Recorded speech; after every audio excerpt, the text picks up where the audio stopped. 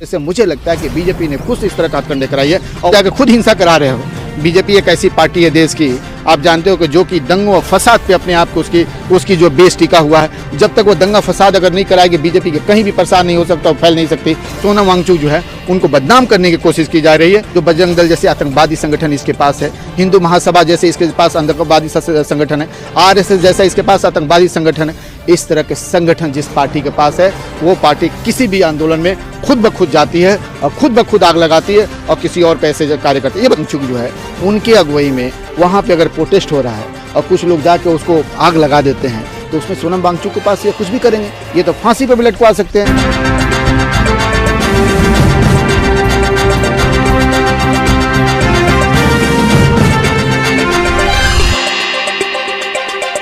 देखिए, ये आगजनी जिस तरह के भी हो, कोई भी इस तरह का उदंड कोई बात हो, आगजनी हो, तोड़ फोड़ हो, इसका मैं विरोध करता हूँ, इसका कोई भी सपोर्ट नहीं कर सकता है। लेकिन जिस तरह से ये सरकार कर रही है, जिस तरह की सरकार की एक्टिविटी है, उस एक्टिविटी से इसे साफ जाहिर है कि देश का कोई भी नागरिक है, कोई भी युवा है, चाहे कोई भी औरत है, चाहे कोई भी मर्द है, कोई जनरेशन है, उसे ये पसंद नहीं है और वो चाहते हैं कुछ ना कुछ बदलाव। उसी बदलाव का नतीजा था कि जो कि आपको लद्दाख को देखने को मिला। उससे पहले आपने देखा ये त्रिपुरा में मिला, त्रिपुरा में लोग कितने उदंड हो गए और होने के बाद वहाँ पे किस तरह की एक्टिविटी करने लगे। उसके बाद से आपने देखा असम में देखा किस तरह की एक्टिविटी हुई। उसके बाद से आप महाराष्ट्र में देखे, जगह जगह, बाकी जगह जगह आपने देखा इस तरह की एक्टिविटी। उसी का जो है आपको लद्दाख में दिखा और लद्दाख में लड़कों ने खासकर युवा जनरेशन जो उग्र हो गई और उग्र होने के बाद से जो बीजेपी के ऑफिस को जला दिया। मुझे तो लगता है कि केवल बीजेपी के ऑफिस को जलाया, वहाँ किसी और नेता को नहीं जलाया उन्होंने, क्योंकि जिस तरह के भ्रष्ट ये काम कर रहे हैं, जिस तरह की ये तोड़ फोड़ कर रहे हैं और देश की जो संपदा को लूटने की कोशिश कर रहे हैं। आप ये बताओ कि कोई ऐसी पार्टी पूरे विश्व में, पूरे वर्ल्ड में इस तरह का कोई ऐसी पार्टी हो जो है 5 साल के अंदर में उसका इतना ऑफिस बन जाए, इतनी बन जाए जितना जो है बाकी का ना हो। और वो ऑफिस किस तरह का, वो भी 5 स्टार जैसा, होटल जैसा उसका ऑफिस हो। आप सोच सकते हो बीजेपी के 700 से ज़्यादा उसके ऑफिसें हैं पूरे हिंदुस्तान में, वो भी किस तरह का 5 स्टार होटल के जैसे। कांग्रेस पे आरोप लग रहा है कि कांग्रेस ने ये सब जो लद्दाख में हिंसा भड़की है उसको भड़काया है। देखिए, मुझे तो लगता है कि कांग्रेस ने, ये बताइए कि राहुल गांधी या कांग्रेस पार्टी या हम सब जितने भी हैं देश के नागरिक हैं, तो देश में अगर कोई अत्याचार हुआ, गलत होगा, उसके तो हम विरोध करेंगे नहीं। हमारा PM के पास 6000 जोड़ी जूते होते हैं। जब 6000 जोड़ी जूते हैं, हमारे पास एक जूता नहीं है पहनने के लिए हमारे युवाओं के पास। और जिस PM के पास 6000 जोड़ी जूते हैं, जिसके पास जो कुर्ता पैजामा ये सब जो 10-10 हज़ार का जो है वो सूट और पैंट पहनता है और वो जो 10,000 उसके पास पड़े हुए हैं। बताओ कि आज तक के पूरे वर्ल्ड में इस तरह का कोई PM हुआ कि जिसके पास सूट बूट जो है 10-10 लाख के हो, जिसका 6-6 हज़ार जूता हो, जो सुनने में मीडिया में आता है, जिसका जो निकलता है तो 2 घंटा पहले उसकी जो पूरी फेशियल वगैरह उसकी बनाई जाती हो, लगता हो किसी मॉडल हो, बुढ़ा जो है मॉडल के जैसे अपने आप को काम करता है। तो बताओ कि वो संपदा को लूटने का काम कर रहा है। जो आपको जो सऊदी अरेबिया में जाता है मात्र 24 घंटा का सफ़र में वहाँ पे होटल में रुकता है, जिसका 10 करोड़ रुपया उसके पे की जाती है, टोटल 15 करोड़ रुपया खर्च होता है। आज तक कोई दुनिया में कोई ऐसा हुआ है, चाहे बिजनेसमैन हो चाहे कोई भी हो, जो 15 करोड़ रुपया खर्च कर दिया हो मतलब 24 घंटे में, 48 घंटे में। तो आप सोचो कि युवा इस पर जागेंगे कि नहीं जागेंगे। मैं पूछना चाहता हूँ युवाओं से। सवाल ये है ना, राहुल गांधी भड़का रहे हैं युवाओं को, देखिए जिसका नतीजा लद्दाख में हुआ, तमाम सरकारी गाड़ी जला दी गई, बीजेपी का दफ्तर जला दिया गया। मुझे तो लगता है कि आपको भी मोदी जी और अमित शाह जो है ना, आप लोग को भी ऐसे कुछ दे दिए हैं जो लगता है कि आप जो मोदी जी की बातें कर रहे हैं। आप ये बताओ कि देश में इस तरह के लूट मार हो रहा है, देश में युवाओं के साथ क्या युवाओं को आपको सुनो अगर आपको नौकरी अगर मिलती है, अगर आपको नौकरी मिलेगी, नौकरी या चाकरी जब मिलेगी तो आपको छोकरी भी मिलेगी, यानी शादी ब्याह भी होगा, परिवार भी बढ़ेगी, संपदा भी आएगी।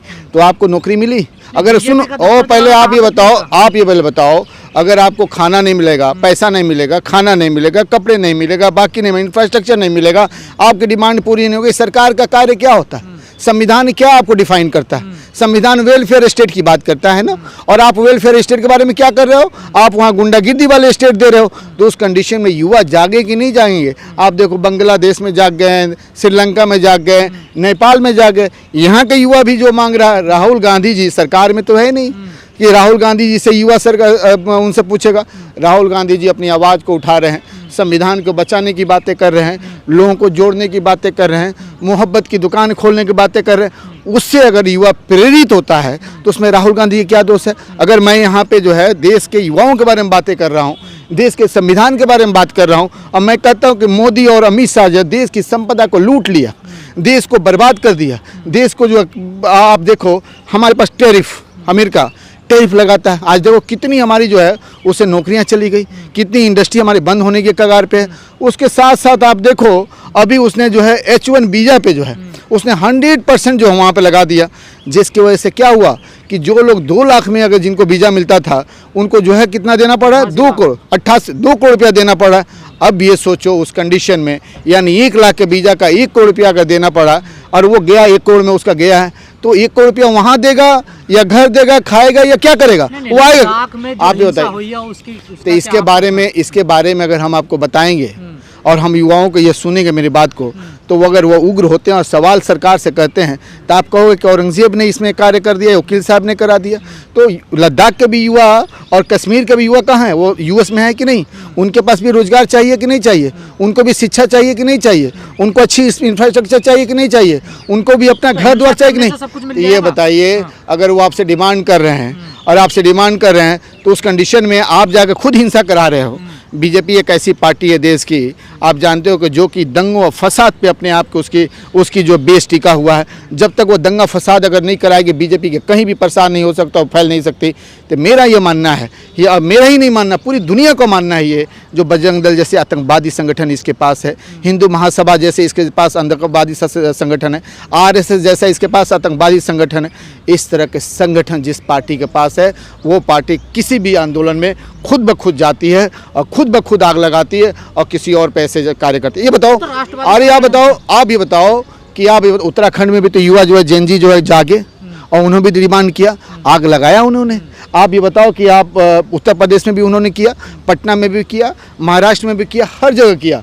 लेकिन अभी जो है मोदी के ऊपर एक ऐसा प्रेशर था, खासकर H1 वीज़ा का, उसके पास से टैरिफ का लेके, उसके बाद से जो बाकी जितने भी है आपको SIR के लेके बिहार का, इस सब को लेकर प्रेशर को ऐसे मुझे लगता है कि बीजेपी ने खुद इस तरह का हथकंडे कराई है। और वांगचुक जो है सोनम वांगचुक जो है उनको बदनाम करने की कोशिश की जा रही है कि जिससे उमर खालिद, शर्जील इमाम, इस तरह के नेताओं को, इस तरह के युवा लीडरों को, युवा जो तेजस्वी को जिस तरह से जेल में डाल दिया और आज उसकी सुनवाई नहीं हो रही है, उस तरह सोनम वांगचुक को भी ये सरकार चाहती है। और सोनम वांगचुक नहीं, उनके जैसे आप हो, हम हो, चाहे कोई भी आवाज़ उठाना चाहता उसे ये दबा देना चाहती है, कुचल देना चाहती है। लेकिन अब यहाँ के युवा जाग चुकी है, वो बर्दाश्त नहीं करना। सोनम वांगचुक पे UAPA जैसी धाराएं लगाने की गृह मंत्रालय द्वारा बात कही जा रही है। आप देखो ना कि आप बताओ उमर खालिद ने ऐसी कौन सी बातें बोल दी थी, शर्जील इमाम ने ऐसे क्या बोल दिया था उन्होंने। इस तरह से कई सारे और कम से कम 17 से 18 लोग जो जेल में, तिहाड़ जेल में हैं, उनकी सुनवाई नहीं हो रही है। यहाँ चंद्रचूड़ थे कहें या था कहें, उस पर सुनवाई नहीं की। अब जो कहता है कि हम ऐसी बातें, तो ये बताओ उन्होंने क्या किया था। तो जब उनको जेल में डाल दिया है ना, केवल बीइंग मुस्लिम होने की वजह से, तो सोनम वांगचुक जो है उनके अगुवाई में वहाँ पे अगर प्रोटेस्ट हो रहा है और कुछ लोग जाके उसको आग लगा देते हैं, तो उसमें सोनम वांगचुक के पास ये कुछ भी करेंगे, ये तो फांसी पे भी लटकवा सकते हैं। क्योंकि इनका एक ही मकसद है, इस देश पे हुकूमत करना, चाहे वो संपदा लूट के करें, चाहे किसी का मर्डर करें, चाहे किसी के साथ किसी के जो है रेप करें, इससे उसका कोई मतलब नहीं है। इनका मतलब है देश की पे हमको हुकूमत करनी है, चाहे किसी तरह, चाहे मार के, पीट के या लूट के। लद्दाख में आपने उमर खालिद का जिक्र किया, क्या वजह है? 5 साल हो गए हैं, उमर खालिद, शर्जील इमाम, तमाम ऐसे लोग हैं जो जेल में बंद हैं। आप जो हमसे सवाल कर रहे हो, ये सवाल जाके बीजेपी के किसी भी एक कार्यकर्ता से आप पूछ लो कि क्या हुआ। आप बताओ, राम रहीम जो है इतना बड़ा रेपिस्ट आदमी को छोड़ देते हो तुम, उस तरह कितने लोगों को छोड़ देते हो। और एक जो है एक्टिविस्ट है, वो देश के युवाओं को जोड़ने का, उसको प्रसार और उसको मजबूत करने का कार्यकर्ता, उसको उठा कर आप जेल में डाल देते हो। तो आपको तो ये देख रहे हो कि युवा जो है, जैसे सोनम वांगचुक की बातें आ रही UAPA, तो उसको भी अगर उनको भी डालेंगे तो 6 महीना साल भर तक नहीं छोड़ेंगे, क्योंकि उसमें सिस्टम है। लेकिन राम रहीम को तुमने छोड़ दिया। उसी तरह से और बाकी जो जितने भी हैं मर्डर किए, एक SHO का मर्डर किया गया वेस्टर्न यूपी में, सुबोध को, उसको छोड़ दिया गया ना भाई। इसी तरह से आप देखो जो है हाथरस केस में क्या हुआ, आपने देखा ना उस तरह से। आपने कानपुर कांड में केस देखा, एडवोकेट हैं, उमर खालिद का ट्रायल भी क्यों शुरू नहीं हो पा रहा? ये सवाल जो है, जो हाई कोर्ट के जो जजेज हैं उनसे पूछना होगा, ये सरकार से पूछनी होगी कि उमर खालिद का ट्रायल क्यों नहीं हो रहा है, उमर खालिद बेल से बाहर क्यों नहीं आ रहा और क्यों नहीं आने चाहिए। इसके लिए आप लोग को आवाज़ उठानी चाहिए कि उमर खालिद एक जेनजी का आता है और उमर खालिद जैसे लोग अगर बाहर आते हैं और तो मुझे लगता है वो जेनजी जुड़ेंगे, मजबूत होंगे और इस तरह के जो इस तरह के तानाशाह हैं उनको जो है पलट सकते हैं। आप लोग जेएनजीओ का क्यों समर्थन कर रहे हैं, आखिर समझ में हाँ, आप युवा हैं कि नहीं, आप जेनजी हैं। एक युवा को जो 97 से लेकर 2000 में जो पैदा हुआ, हाँ सुनो ना, ओहो आपको ये नहीं मालूम है जेनजी या जनरेशन, ये जनरेशन का जो है, आप जेनजी हो कि नहीं, आपका उस एज में आप आते हो कि नहीं आते हो, ये भाई साहब आते हैं कि नहीं आते हैं, आपको अपने देश से मोहब्बत है कि नहीं, अपने लोगों से, अपने बाग से, अपने परिवार से मोहब्बत है कि नहीं, आपके घर में रोजगार चाहिए कि नहीं चाहिए। नेपाल में तो जेएनजीओ ने देश को जला दिया ना, देखिए। यानी कि आप अपने देश में जितने भी जेनजी हैं उसको आप मार देना चाहते हो, उनकी आज़ादी छीन लेना चाहते हो, उनको नौकरी नहीं देना चाहते हो, उनको दबा देना चाहते हो, उनको भी, यानी देश में जो जेनजी हैं, जो युवा संपदा है, देश के रिसोर्स है, उसे आप बर्बाद करना चाहते हैं। और जब बर्बाद करेंगे तो अपनी आवाज़ को उठाएंगे, रोजगार मांगेंगे, खाना पानी मांगेंगे, वो चलेंगे, है ना। और उसमें अगर सरकार, समर्थन कर रहे हैं, देखिए मैं जेनजी को समर्थन मैं कर रहा हूँ, लेकिन जेनजी जिस तरह से अगर कोई भी आदमी अगर उग्र होता है और तोड़फोड़ करता है, आगजनी करता है, उसका हम विरोध करते हैं। इस वीडियो को लाइक करें, सभी के साथ शेयर करें। नए आने वाले व्यूअर जन 24 न्यूज टाइम चैनल एवं न्यूज एजेंसी को सब्सक्राइब कर लें। बेल आइकॉन को जरूर क्लिक करें ताकि ऐसे ही सच्चाई पर आधारित खबरों का नोटिफिकेशन सबसे पहले आपको मिले। सच की आवाज सच के साथ फिर मिलेंगे अगली खबर के साथ। जय हिंद, जय भारत।